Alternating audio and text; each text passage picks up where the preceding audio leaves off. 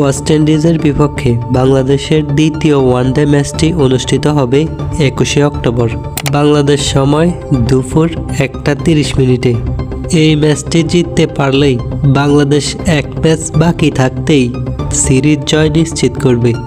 তাই এই ম্যাচে বাংলাদেশ তাদের সেরা একাদশ নিয়ে মাঠে নামবে।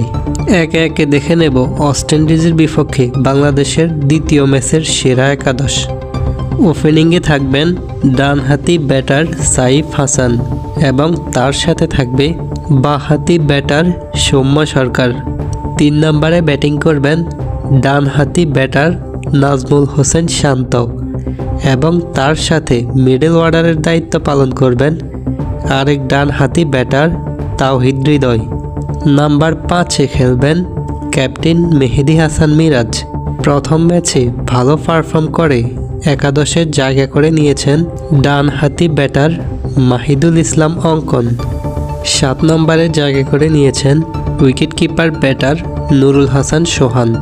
8 নম্বরে থাকবেন আগের ম্যাচে 6 উইকেট শিকার করা অলরাউন্ডার রিশাদ হোসাইন। 9 নম্বরে দেখা যেতে পারে স্পিনার তানভীর ইসলামকে। 10 নম্বরে থাকবেন কাটার মাস্টার মোস্তাফিজুর রহমান। 11 নম্বরে থাকবেন ফাস্ট বোলার তাসকিন আহমেদ। এই ছিল ওয়েস্ট ইন্ডিজের বিপক্ষে দ্বিতীয় ওডিআই ম্যাচের বাংলাদেশের একাদশ। আপনার মতে একাদশে কাকে রাখা উচিত ছিল?